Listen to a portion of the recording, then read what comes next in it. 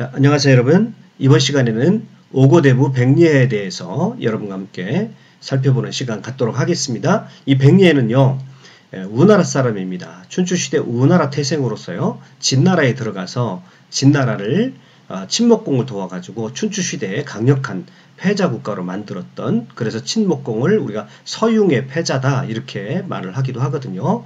그래서 춘추시대 친나라가 강력한 나라가 될 수 있도록 친목공을 도와서 훌륭하게 재성 역할을 감당했던 사람이 바로 백리해입니다. 좋아하는 분들이 굉장히 많은 것 같아요. 특별히 백리해가 가지고 있는 매력은 뭐냐면 나이 70살에 이르러서 정말 인생 역전하는 한편의 드라마와 같은 그런 인생을 써내려갔던 그런 사람입니다. 고생을 한 것 따지면 찐문공은 비교도 되지 않습니다. 이 사람은 30살에 공부를 하기 시작해서요, 무려 70살이 되어서야 이제 등용이 되었으니까 무려 40년 동안을 떠돌게 되는데요. 40년 동안을 출사하기 위해서 또 입신양명하기 위해서 굉장한 애를 쓰게 되는데요. 그 결단코 쉽지 않았습니다. 절대 쉽지 않았습니다.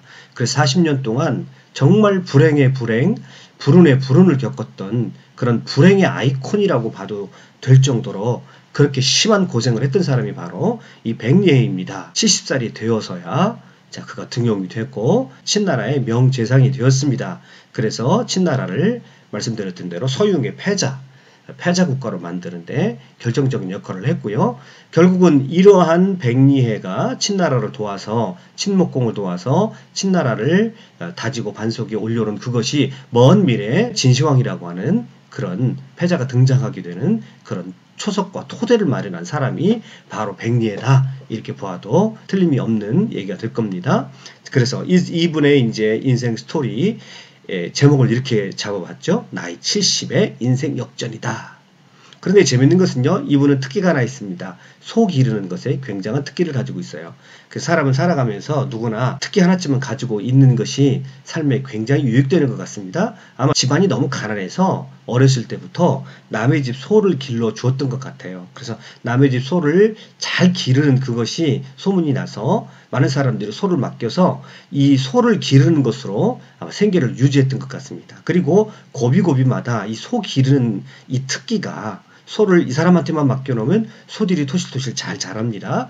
그리고 생산도 잘하고요. 그러니까 부자들이, 소를 가지고 있는 부자들이 이 사람한테 소를 맡기고 굉장히 좋아하게 됩니다. 이것이 고비고비마다 백리해의 인생에 아주 깊은 영향을 끼치기도 합니다. 아무튼 이분은 오고대부라는 그런 칭호가 붙어 있는데, 순양 5마리와 바꾼 그런 재상이다, 이런 뜻을 가지고 있어요. 자, 그래서 어떤 경로를 통해서 이런 이름을 갖게 되었는지를 차분차분하게 우리가 한번 살펴보도록 하겠습니다.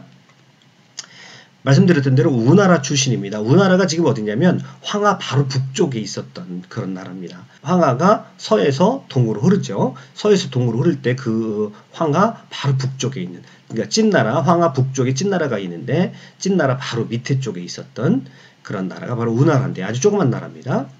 이 우나라 사람으로서 아주 가난한 선비였습니다. 그래서 그가 나이 30살이 되어서 출사를 결심하게 되는데, 나이 30에 두씨라고 하는 부인과 결혼해서요, 백리씨라는 아들을 낳았습니다. 그런데 자식을 낳아놨는데 가난해서 벗어날 길이 없는 겁니다. 그래서 너무너무 가난해서 이 사람이 결심을 하게 됩니다. 출사를 결심하게 됩니다. 내가 공부를 열심히 해서 안 되겠다. 그래서 내가 관리가 되어서 입신양명해서 가족을 구원하고 나도 내 뜻을 한번 펴봐야 되겠다라고 나이 30살이나 되어서야 결정을 합니다. 출세를 결심하고요, 3년 동안 꼬박 앉아서 책만 읽습니다. 그리고 그 책 속에서 깊은 깨달음을 얻습니다. 내가 이만하면 천하를 경영하는 그런 재상이 되어도 되겠다. 나도 이만하면 천하를 놓고 한번 내 인생을 도전해봐도 되겠다라고 그런 마음이 들었던 것 같아요. 그래서 자신을 알아주는 군주를 찾기 위해서 주유하기로 마음을 먹었습니다. 우리가 이렇게 이제 춘추 전국시대에는 선비들이 대접을 받고 선비들이 능력이 있으면 출사하는 그런 시대에 제자백가 시대라고 말을 하잖아요. 그렇지만 어떤 가난한 선비가 어떤 주구를 만나서 출사하는 것은 보통 일이 아닙니다. 왜냐하면 그 중간에 많은 사람들도 만나야 되고 돈이 많이 드는 그런 일이었습니다. 아무튼 이 춘추 시대에는 이제 선비들이 그래도 이때쯤 되면 선비들이, 능력 있는 선비들을 주군들이, 군주들이 찾기 시작하는 그런 때였습니다. 그래서 그런 시대적인 분위기 속에서 이 이 백리해도 공부를 열심히 해가지고 자기도 휘장렬하고 자기 뜻을 펼쳐보고 싶은 그런 마음을 가지고 공부를 했습니다. 그리고 깨달음을 얻어서 이제 그는 천하의 주유하기로 마음을 먹었죠. 그런데 문제는 뭐냐면 이제 자기 부인 두씨와 어린 아들이 있단 말입니다. 이 두씨와 어린 아들을 돌봐야 되는데 자기가 떠나게 되면 이 가족을 누가 돌보겠는가라고 그가 망설이고 있었는데 그 부인이 눈치를 챕니다. 그래서 부인이 이렇게 얘기를 해요. 당신에겐 천하를 움직일 만한 재능이 있습니다. 사내대장부가 천하의 뜻을 두었으면 과감히 벼슬길을 찾아 나서야 하거늘 구차하게 처자만 지키고 앉아있었어야 어디다 쓰겠습니까? 집안 살림은 제가 품팔이를 해서라도 꾸려나갈 터이니 당신은 아무 걱정하지 마시고 떠나가십시오 라고 말을 합니다. 그리고 남편을 떠나보내려고 작정을 합니다. 그래서 어느 날 남편을 개나리 못짐을 쌉니다. 그리고 집안에 한 마리밖에 남아있지 않은 알벤 암탉을 잡습니다. 너무 가난했기 때문에 마침 뗄나무가 없어요. 그래서 이 부인이요 부엌문을 뜯어서 쪼개가지고 불을 지펴가지고 이 닭을 삶습니다. 그리고 방아지를 해가지고요 쌀밥 한 그릇을 지어가지고요 배불리 자기 남편을 먹게 하고요. 그리고서 자 당신은 이제 당신이 원하는 세상으로 가시오. 가서 큰 뜻을 찾아 실현하십시오 라고 그의 부인이 그를 떠나보내게 됩니다. 그리고 마지막으로 눈물 흘리면서 부탁을 하는 거죠. 부디 성공하십시오. 그리고 후일 부해지시거든 이 몸을 절대 잊지 마십시오. 당신의 자식이 여기 있는 것도 절대 당신의 자식이 제 품에 있는 것도 절대 잊어버리시면 안 됩니다. 라고 신신당부를 하고요. 자, 자기 남편 백리해를 떠나보내게 됩니다. 백리해는 큰 뜻을 품고 내가 반드시 성공하리라고 다짐을 하고 떠나게 되죠. 그러나 그는 계속되는 불운과 가난에 시달리게 됩니다. 우리가 백리해에 70살이 되기 전까지의 그의 삶은요 한마디로 불운의 연속이었습니다. 정말 재수가 없어도 이렇게 재수가 없을까? 또 기회가 만나지 못해도 이렇게 만나지 못할까라고 할 정도로 불운의 연속이었습니다. 자, 우나라에서 출세하기 위해서 자 여러 방면으로 노력을 했지만 기회를 얻지 못합니다.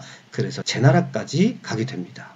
그런데 제나라에서도 좀처럼 기회를 잡지 못합니다. 왜냐하면 그는 너무 가난했기 때문에 죽은들에게 줄을 댈 돈을 조금도 가지고 있지 못했거든요. 그는 오랜 세월 동안 비탄과 슬픔으로 보내게 됩니다. 이제 그는 정말 소망을 잃고요. 집집마다 문을 두드려 먹을 것을 구걸해야만 살아갈 수 있는 비참한 거지 신세가 되었습니다. 이때가 그의 나이 40입니다. 그러니까 30살에 공부를 시작을 해가지고요. 나이 40살에 마침내 출세하고 이제 관리가 된 것이 아니라 마침내 거지가 되어버린 거죠. 정말 불운의 연속인 거죠. 그런데 불행 중 다행이라고 할까요? 그 고생 가운데 역시 한 사람을 만나게 됩니다. 역시 사람이 답인 거죠. 건숙이라는 굉장히 아주 훌륭한 선비를 만나게 됩니다.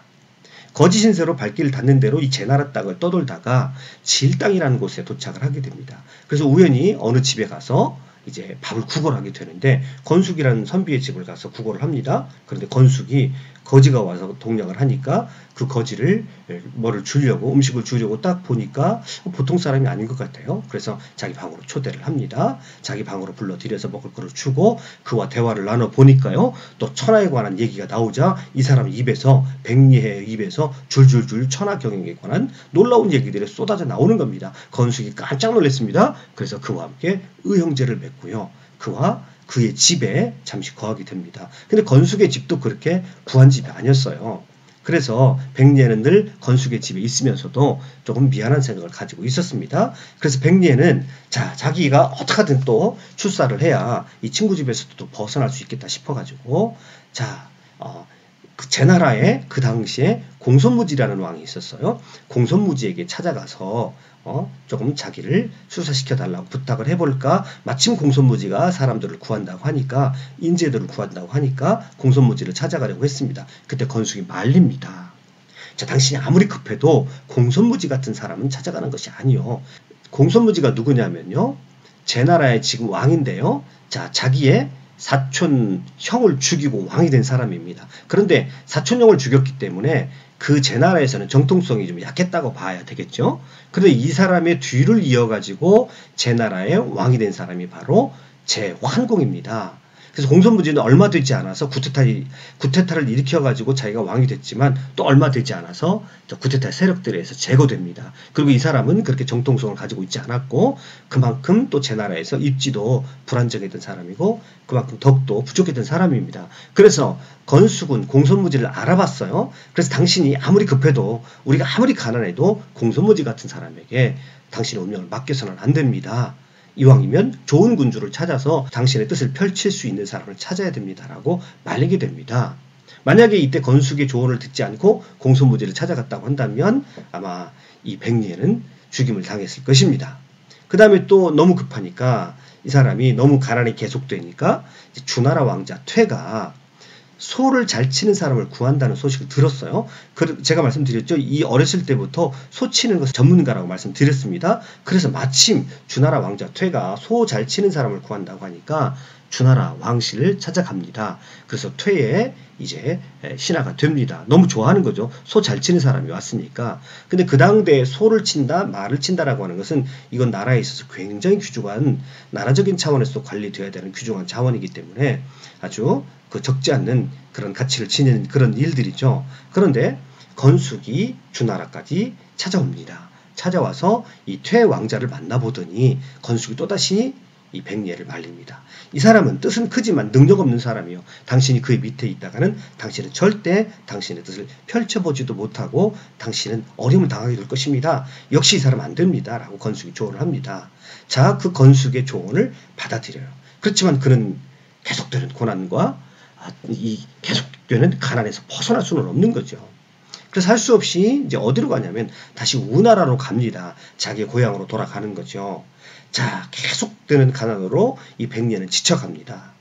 그리고 자기 고향으로 돌아왔으니까 자기 가족을 찾아야 되겠죠. 그래서 가족을 찾아갔지만 두시 부인도 생계가 너무 곤란했기 때문에 이제 다른 곳으로 떠나서 어디로 떠났는지도 모르게 자기 가족과 자기 부인과 아들을 볼 수가 없었습니다. 백리에는 정말 너무너무 큰 비통에 휩싸여서 눈물을 흘리며 자기 가족에 대한 그리움을 속으로 삭혀했습니다. 너무너무 고통이 연속되는 것입니다.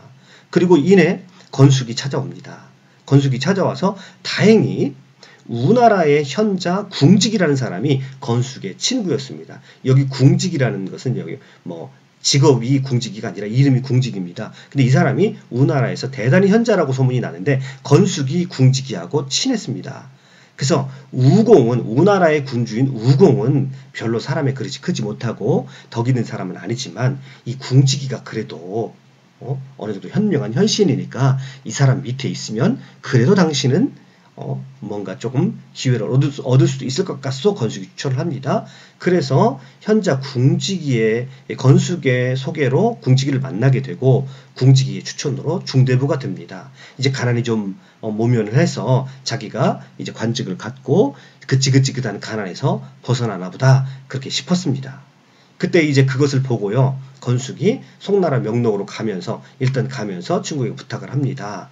자, 지금 조심해야 된다. 이 궁직이가 현자이기 때문에 내가 궁직이를 믿고 너를 맡겼지만 이 우공이라는 이 우나라의 주군은 그렇게 현명한 사람이 되지 못해서 걱정스럽다. 만약에 무슨 일이 있으면 내가 송나라 명록으로 가 있을 테니까 그곳으로 찾아와라 부탁을 하고 건숙은 송나라 명록으로 갑니다. 자, 그런데요.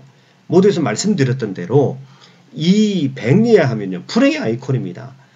나이 70살이 될 때까지 어렸을 때도 가난했고 나이 30살이 되어서 출사하려고 결심했을 때도 그때부터도 출사하려고 결심했지만 10년 만에 거지가 되어버렸죠. 겨우 우나라에서 이제 중대부가 되었습니다. 관리로서 조금 뜻을 펼만한 때가 됐는데 불행은 그를 놓아주지를 않습니다. 자, 어떤 일이 발생하냐면요. 요 지도를 잠깐 보시죠. 여기가 우나라입니다. 우나라예요. 요 밑에가 괭나라입니다. 우리 발음으로 발음하기가 좀 괴상스러운데요. 괭나라입니다. 그리고 여기가 우나라입니다. 근데 그 위에 찐나라가 있습니다. 그리고 여기가 바로 황하가 이렇게 흘러가는 거죠. 그래서 제가 아까 말씀드렸죠. 요 우나라는 황하 요 북쪽에 있는 나라라고요. 그리고 그 밑에 쪽에 괭나라가 있습니다. 그런데 요 찐나라의 진헌공임 진헌공이 제가 정복군주라고 찐문공할 때 말씀을 드렸죠. 이 진헌공이 부인을 여자를 너무 밝혀서 그렇지 상당한 능력 있는 군주입니다. 그래서 이 진헌공이 이 괭나라를 쳐가지고 영토를 넓히고자 하는 마음이 있었습니다. 그런데 그 찐나라와 괭나라 사이에 우나라가 있거든요. 만약에 우나라를 통과하지 않으면 이렇게 돌아가지고 괭나라를 쳐야 됩니다. 그래서 이 진헌공이요, 우나라의 임금에게 많은 보물과 명마를 선물하면서 길을 비켜달라고, 잠시 길만 비켜주면 당신 나라는 제가 치지 않겠습니다라고 그렇게 얘기를 해요. 이때 재상 궁지기가 강력하게 반대를 합니다. 그동안 진나라가 감히 우리를 공격하지 못한 것은 우나라와 괭나라가 입술과 이빨처럼 서로 돕고 있었기 때문입니다. 오늘 괭나라가 망하면 내일 그 참화가 우리에게 닥쳐올 것입니다. 지금 괭나라를 공격한다고 우리가 길만 열어달라고 그렇게 말을 하지만 결국은 괭나라가 없으면 우리나라도 우리 우나라도 곧 이 찐나라의 공격을 받을 것입니다. 그렇게 얘기해요. 여기서 나온 유명한 사자성어가 순망치안이죠. 입술이 없으면 이가 실이다. 그러니까 우나라와 괭나라는 순망치한 관계인 거죠. 그 두 나라가 같이 붙어있기 때문에 찐나라가 강력하지만 함부로 할 수가 없었던 것이거든요. 그런데 이 궁지기의 말을 듣지 않습니다. 궁지기 우려대로요, 괭나라를 멸망시킨 진나라의 칼날은 곧장 우나라로 향했습니다. 우나라는 속절없이 무너지고요, 백리에는 또 포로가 되었습니다. 이 불행의 아이콘이에요. 이 한두 해가 불행이 아니고요, 계속 그에게는 불행한 일이 닥칩니다. 한탄을 합니다. 백리에가요.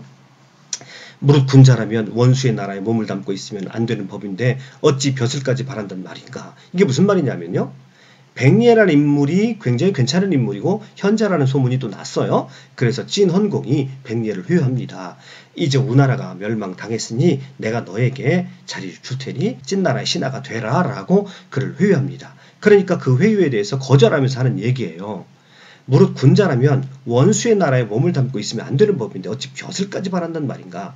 내가 장차 벼슬길을 구한다 할지라도 원수의 나라인 이곳 당지는 아닐 것이다. 이렇게 얘기를 하면서 거절합니다.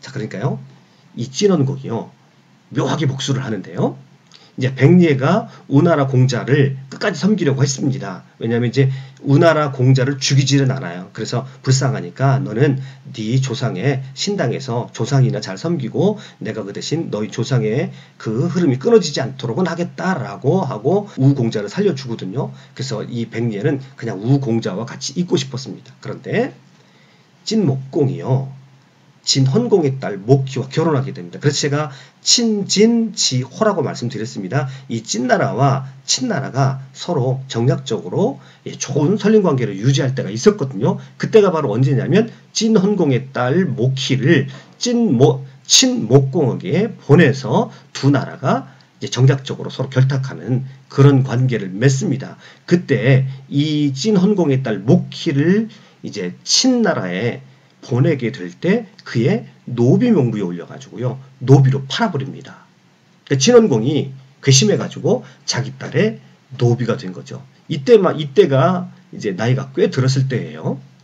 그러니까 아마 이제 60 가까이 되었을 그럴 때 것 같습니다. 나이가 들어가지고 60이 다 돼가지고 이 백리에는 공주의 노비가 되어가지고 그것도 친나라로 팔려가는 그런 신세가 되었습니다.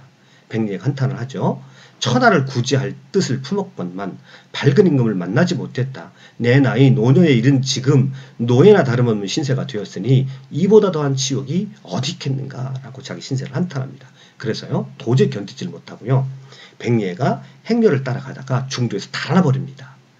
그래서 건숙을 찾아서, 이 지도를 잠깐 보세요. 건숙을 찾아가가지고 이 명록촌으로 가려고 했지만 길이 막힙니다. 그래서 할 수 없이 남쪽으로 방향을 바꾸었는데, 그래서 초나라의 완이라고 하는 지역에 머물게 되는데, 그때 마침 사냥을 나온 야인에게 세작으로 의심받아서 포승줄에 붙잡히게 됩니다. 너는 누구냐 그랬더니 나는 우나라의 재상이었는데 우나라의 신하였는 찐나라의 노비로 가다가 견딜 수가 없어서 탈출했나라고 말을 합니다. 그러니까 이 초야인이 물어봅니다. 그렇다면 너는 뭘 잘할 수 있는가 그랬더니 백리에는 역시 소를 잘 기를 수 있거든요. 그래서 소를 잘 기를 수 있습니다. 그래요.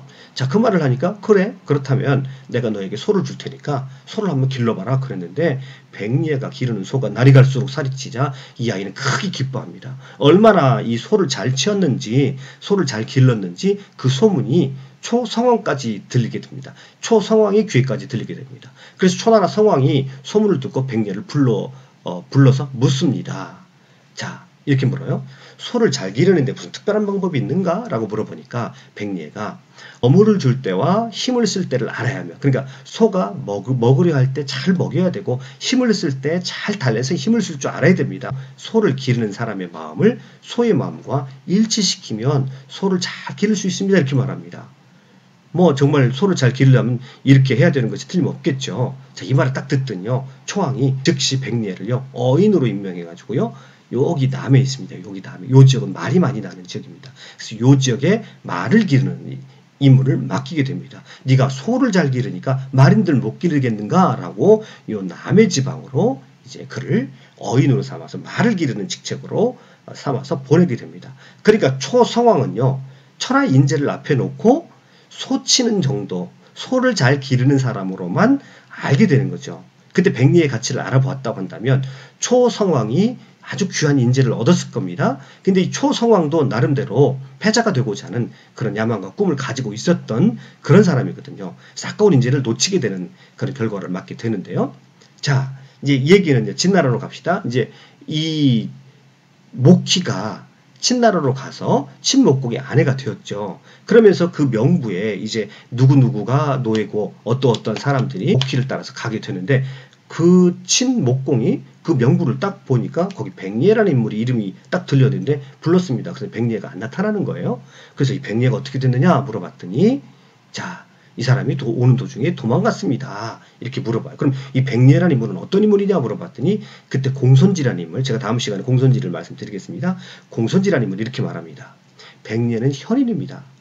우공이 어리석은 사람이라 간에도 소용없다는 걸 알고 간하지 않은 것은 지혜롭다는 것을 말하고, 그러니까 우공에게 국어를 자기가 뛰어남을 밝히지 않았었거든요.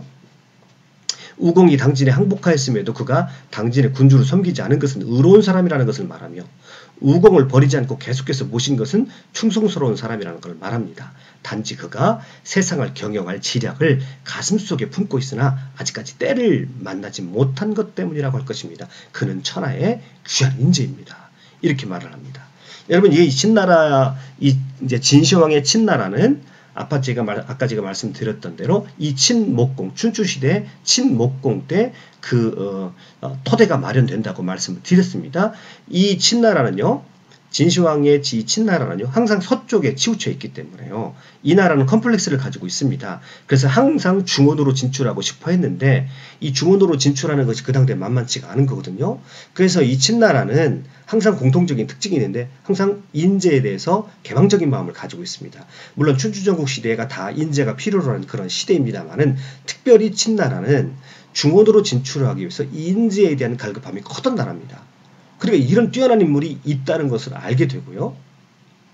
자, 친목공은 이 백리에를 당장 찾아오라고 마신하들에게 명령을 합니다. 그가 있는 곳을 빨리 수소문을 해서 그를 빨리 데려오라고 말을 합니다. 수소문에서요, 사람들이 알아보았더니 어디가 있냐면 초나라에서 저 밑에 남해라는 곳에서 말을 키우고 있다는 거예요.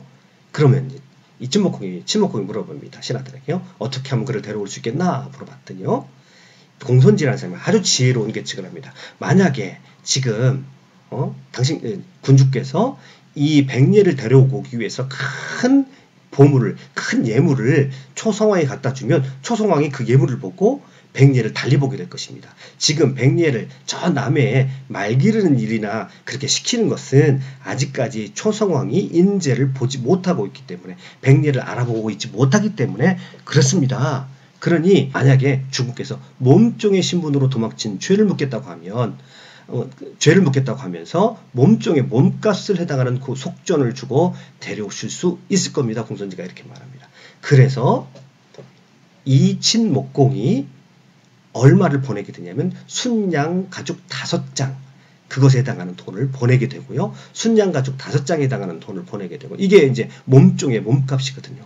그래서 초성왕에게 그 백리해라는 인물을 도망간 그 인물 그를 돌려달라고 얘기합니다. 그 초성왕이 국제간에 이것도 분쟁을 만들기 싫기 때문에 그래서 백리해를 수소문 해가지고 그를 잡아와서 이제 친나라로 보내게 됩니다. 그래서 여기서 붙은 말이 오고대부.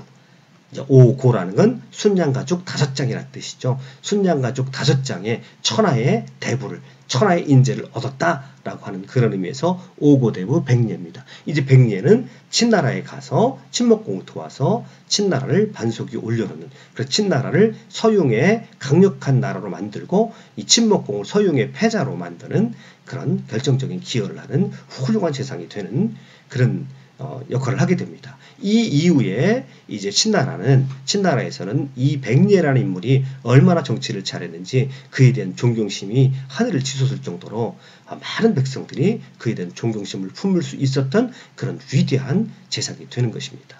이제 다음 부분은, 이어지는 부분은 다음 시간에 여러분과 함께 나누겠습니다.